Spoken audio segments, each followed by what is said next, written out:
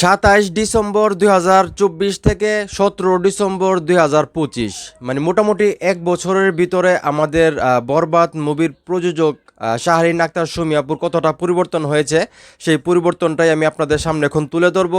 আরেকটা কথা আপনাদেরকে বলতে চাই, যারা সাকিব হ্যাটার্স আছেন দয়া করে আমার পেজ থেকে আপনারা চলে যান, বা এই ভিডিও দেখার আপনাদের দরকার নাই।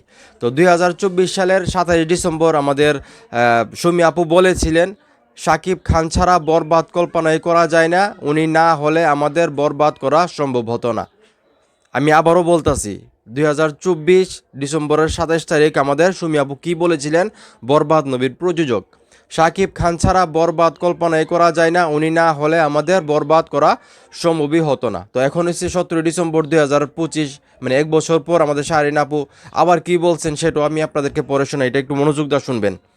শাকিব খান বরবাদে থাকলে ব্লকবাস্টার হবে, আর না থাকলে হবে না, এটা ভেবে আমরা বরবাদ বানাইনি। আমি আবারও বলতেছি, সাকিব খান যারা আছেন মন দিয়ে শুনেন, এবং সাকিব যারা হ্যাটার্স আছেন, যারা আমাকে নিয়ে আলোচনা করতেছেন যে আমি এই বিষয়টা নিয়ে ভিডিও বানাইতেছি, আমাদের সুমি আপু এরকম কোনো কিছু বলে নাই, এই ভিডিওটা আপনাদের জন্যে।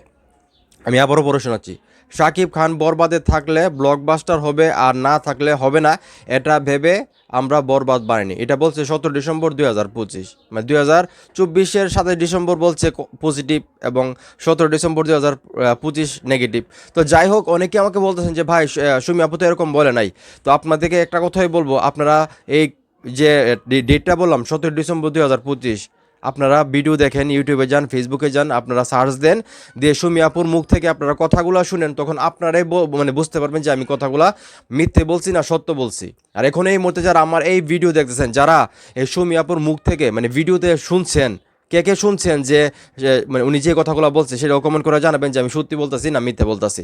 তো ভাই, আমরা সাকিবিয়ান যারা আছি, আমরা কখনোই কাউকে নিয়ে আলোচনাও করতে যাই না, সমালোচনাও করতে যাই না।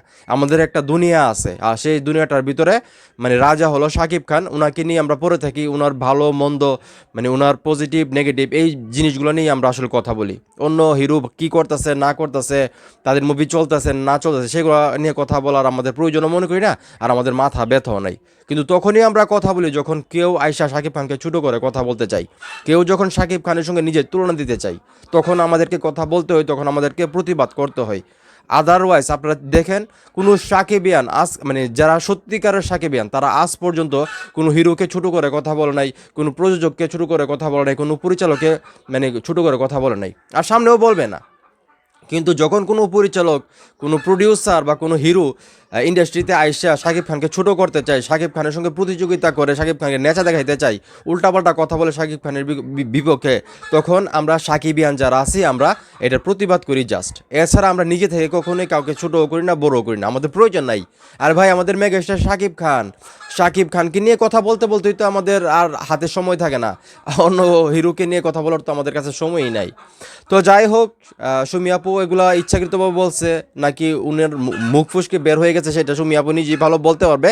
তো এটা নিয়ে আর আমি বেশি কথা বলতে চাই না। তো এখন এই মুহূর্তে যারা আমার এই ভিডিও দেখতেছেন, আসলে এই জিনিসগুলা কি একজন সাকিব খান হিসেবে সহ্য করার মতো? কেউ যদি সাকিব খানকে ছোটো করে কথা বলে বা সাকিব খানকে ছোটো করতে চাই, এটা কি একজন সাকিব খান হিসেবে মেনে নেওয়াটা কি আমাদের প্রাপ্য? আপনারা বলেন। এটা নিয়ে কি আমরা কথা বলবো না? সাকিব খানরা কি সাকিব খানের জন্য কথা বলবে না, প্রতিবাদ করবে না? তো আপনারা যদি মনে করেন যে আমার প্রতিবাদ করা ঠিক আছে, তাহলে অবশ্যই কমেন্ট করে জানাবেন যে ভাই আপনি চালিয়ে যান। আর আপনারা যদি মনে করেন যে না আমি ভুল করতেছি প্রতিবাদ করে, তাহলে সেটা আমাকে বলবেন, তাহলে আমি আর প্রতিবাদ করবো না। তো ভিডিওটা আমি এখানে শেষ করতেছি। সাকিব খান যারা আছে, আপনাদের প্রতি ভালোবাসা। ভিডিওটা ভালো লাগলে অবশ্যই শেয়ার করবেন।